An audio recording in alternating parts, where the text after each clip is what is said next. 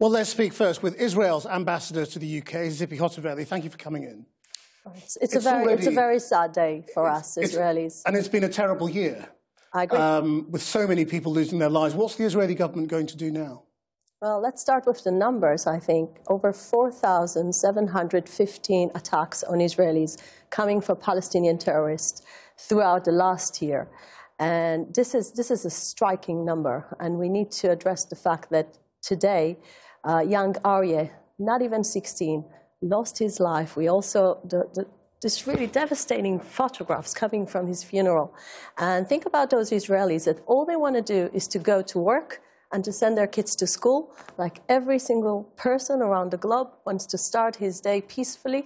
And they've been attacked with those bomb attacks, been coordinated, this been calculated terror attack on our people and on civilians that are innocent. But in terms of Israel's response, I mean, we've heard the new coalition partners of Mr. Netanyahu today talking about laying siege to people in the West Bank. Krishnan, just for 1 second. So what is Israel's military response going to be? Just before we go to the military response, just let's not deliver here a message that it depends on what kind of Israeli government. This Palestinian terrorism has been going on in the last year, where we had a very liberal government, when we had Lapid as a prime minister, when we had, the Arab Muslim So the response is always the same, whoever's in government. That's what you're saying. All I'm trying to say is Palestinian terrorism is against Jews and a Jewish state. It's not about this government or another.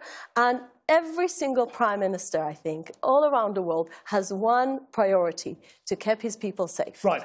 And this is why we need to keep our people safe. So, what are you going to do then to keep your people safe beyond military response? Are you prepared to tackle the root issues here? Are you prepared to talk? Who are you prepared to talk to? Well, first of all, Israel is always willing to talk. Unfortunately, it was the Palestinians who were never willing to talk, and they left the negotiation table time after time. But if we'll now try to be optimistic. But when you say you're prepared to talk, who are you prepared to talk to? Is it just the Palestinian Authority? Actually, you should ask the Palestinians, because it looks like the leadership is divided between Hamas, recognized terror organization, and the PLO. By the way, both leaders didn't condemn these terror attacks. And when you see leaders that are not thinking that this is something shocking that shouldn't happen, that people are using bombs to kill innocent people, this is something that makes me think, do they really want peace? Although it's not clear yet. Because Israelis obviously want peace. It's not clear yet precisely who's carried out the attack. No one has. It's clear it's a Palestinian attack. It's clear it's a Palestinian attack.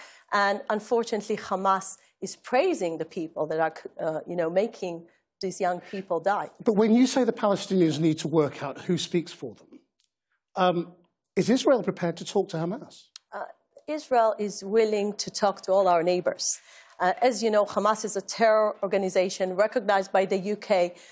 We're not negotiating with terrorists, but the thing is that even the PLO, that is, the official leadership of the Palestinians, is not controlling at the moment but what's on those the table? Terror hubs. What's on the table? Is a Palestinian state on the table? No, I want to tell you what's on the table. Stop terrorism. And this is, me as a diplomat, when I go Well, that's what they've got to do. No, but what is Israel prepared to give? But this is what I'm asking to the international community. I mean, I'm here as a diplomat, as you know. I'm representing now the state of Israel as the ambassador. And my work is to go to all the British officials and to say, in order to bring peace to our area, to our region, you need, first of all, to call the Palestinians, stop this horrible terrorism. But stop those attacks on Israelis, daily attacks on Israelis. But you know that if you look at the numbers, you said, let's look at the numbers right at the beginning, there are 5 times as many dead Palestinians as there are dead Israelis. 95% of them terrorists. 95% of them terrorists. So we are actually protecting our people by going to those terror hubs like we did in Jenin, like we're doing on a daily basis, because the Palestinian Authority no more controls those terror hubs. And this becomes Israel's job, when it was supposed to be the Palestinian Authority's job to control those terror attempts on Israel. Is a Palestinian state still on the table?